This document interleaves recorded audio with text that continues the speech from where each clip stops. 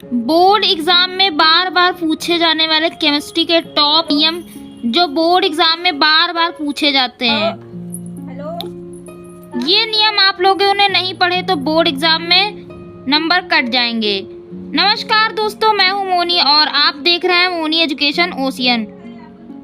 तो फ्रेंड्स, आज हम लेकर आ गए हैं केमिस्ट्री के महत्वपूर्ण नियम जो कि बोर्ड एग्जाम दृष्टि से काफ़ी ही इम्पोर्टेंट है। ठीक है, ये 7 नियम आप लोगों ने पढ़ लिया तो नंबर आपके नहीं कटेंगे। घुमा फिरा के यही नियम पूछे जाते हैं बोर्ड एग्जाम में। ठीक है, पहला नियम क्या है? हेनरी का नियम। दूसरा नियम है राउल्ट का नियम। तीसरा है गाउस कोलराउस का नियम। पांचवा है फैराडे का नियम। नैंड समीकरण, वॉन्ट ऑफ गुणांक। ठीक है, ये नियम मोस्ट इम्पॉर्टेंट है। ठीक है, अब हम लोग देख लेते हैं कि इन्हें कैसे बोर्ड एग्जाम में लिखना है। पहला नियम क्या है? हेनरी का नियम। निश्चित ताप पर गैस का मोल अंश, ठीक, ये मोल अंश समानुपाती होता है।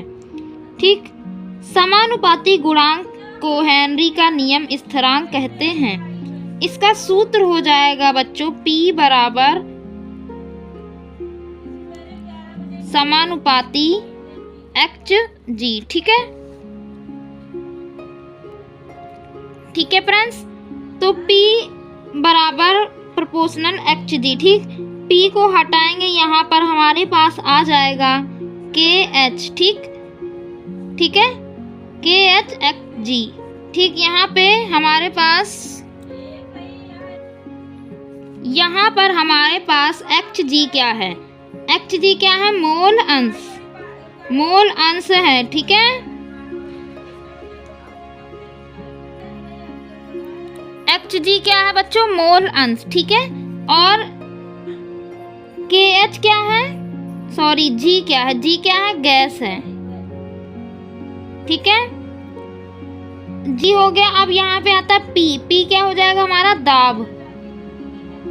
ठीक है, और KH क्या है? स्थिरांक, हेनरी स्थिरांक। स्थिरांक है, हेनरी स्थिरांक है। समझ में आ गया? चलते हैं दूसरे नियम की ओर। अब आते हैं राउल्ट का नियम। राउल्ट का नियम क्या कहता है बच्चों? किसी विलयन का वाष्प दाब उसमें उपस्थित मात्रा के क्या? मोल अंश क्या समानुपाती होता है। ठीक है, समझ में आ गया? राउल्ट का नियम किसी विलयन का वाष्प दाब उसमें उपस्थित मात्रा के मोल अंश के समानुपाती होता है। इसका सूत्र होता है P0 minus PS upon T0 बराबर W upon M into M upon W। ठीक है, P0 क्या है? शुष्क विलायक का वाष्प दाब। ठीक है, शुष्क विलायक का वाष्प दाब। ठीक है, वाष्प दाब हो जाएगा हमारा विलयन का वाष्प दाब। PS क्या है? विलयन का वाष्प दाब। विलयन का वाष्प दाब क्या है? वाष्प दाब। ठीक है, स्मॉल w क्या हो जाएगा? विलय का भार। विलय का भार, विलय का भार। ठीक है, अब क्या हो जाएगा? विलय का अणुभार। विलय का अणुभार, अणुभार। P0 क्या हो जाएगा? सॉरी, P0 ऊपर देख चुके हैं हम लोग। कैपिटल M क्या हो जाएगा? कैपिटल M हो जाएगा हमारा विलायक का अणुभार।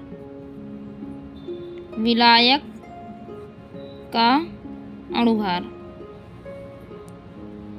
ठीक है, अणुभार हो जाएगा। ठीक है, कैपिटल W क्या हो जाएगा? विलायक का भार। विलायक का भार।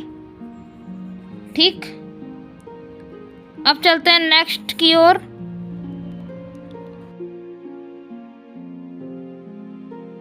का नियम, कोलराउस का नियम क्या कहता है? दुर्बल वैद्युत अपघट्ट के लिए उपयोग किसी वैद्युत अपघट्ट, ठीक, वैद्युत अपघट्ट की सीमांत मोलर चालकता जिसमें उसमें दी गई आयनों के योग के क्या होता है? बराबर होता है। ये देखिए, ये वाला बराबर है, ये क्या है, विद्युत अपघट की क्या है, अनंतता पर मोलर चालकता।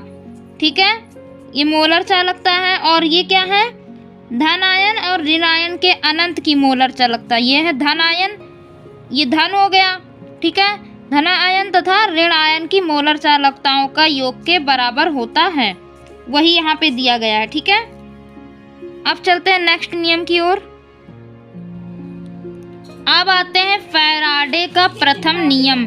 ठीक है, प्रथम नियम इस प्रकार है, किसी वैद्युत अपघट में दी जाने वाली आवेश के उसके पदार्थ की क्या होती है, समानुपाती होती है। तो इसका सूत्र क्या हो जाएगा, W बराबर ZQ। ठीक है, जहाँ पे Z क्या है, Z क्या है, Z है हमारा रासायनिक तुल्यांक। ठीक है, रासायनिक तुल्यांक। W क्या है, पदार्थ की मात्रा, पदार्थ की मात्रा। ठीक है, समझ में आ गया।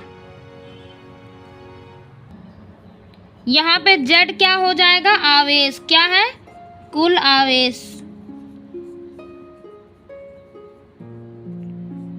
ठीक है, अब चलते हैं नेट समीकरण की ओर। नेनर्स समीकरण, ये क्या है, सेल विभव तथा सांद्रता के मध्य संबंध के जिस समीकरण द्वारा दर्शाया जाता है उसे क्या कहते हैं, नेनर्स समीकरण कहते हैं। ठीक है, इसका सूत्र क्या हो जाएगा, E बराबर ई सेल। ठीक है, ई सेल बराबर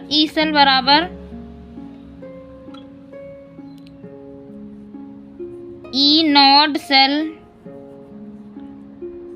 0.0591। ठीक है, अपॉन में क्या होगा, N होगा। ठीक, लॉग एनोड अपॉन में क्या होगा, कैथोड। ठीक है, ये क्या हो जाएगा, ये नेनर समीकरण का सूत्र हो जाएगा। ई सेल हमारा क्या हो जाएगा, सेल विभव। ये क्या हो जाएगा, सेल विभव। ठीक है, ई नॉट सेल क्या हो जाएगा हमारा, ई नॉट सेल हमारा क्या हो जाएगा, ई नॉट सेल हो जाएगा मानक सेल विभव। ठीक है, सेल विभव। ठीक है बच्चों, एन क्या हो जाएगा, एन क्या है, एन क्या है, इलेक्ट्रॉन की संख्या, अभिक्रिया की इलेक्ट्रॉन संख्या। ठीक है, इलेक्ट्रॉन संख्या, समझ में आ गया। और ये क्या है, एनोड है और ये कैथोड है। ठीक है, समझ में आ गया। चलते हैं नेक्स्ट की ओर। अब आता है वॉन थॉफ गुणांक। वॉन थॉफ गुणांक क्या है, किसी विलायक में घुले विलय वाले विलय के कणों की वास्तविक सांद्रता, किसी विलायक में घुलने वाले विलय के कणों की वास्तविक सांद्रता वियोजन के बाद और उसकी सैद्धांतिक, ठीक है, आपेक्षिक सांद्रता के बिना वियोजन का अनुपात है। ठीक है, से ही क्या कहेंगे, वॉन गुणांक। जैसे कि KCl, ठीक है, KCl क्या है, K टूटता है K प्लस में और Cl किस में होता है, Cl माइनस में होता है। ठीक है, ये K की क्या होती है, 1 होती है। ठीक, Cl की क्या होती है, -1। ठीक है, ये हमारी यहाँ पे कितनी आ गई, 2, इसकी क्या हो गई, वॉन थॉफ गुणांक हो गया। ठीक है, आ गया समझ में। और ऐसे ही बोर्ड एग्जाम 2026 की पक्की तैयारी के लिए अभी सब्सक्राइब करो, और क्योंकि यहाँ मिलेगा सिर्फ वही जो एग्जाम में आता है। ठीक है, मिलते हैं किसी नेक्स्ट वीडियो में।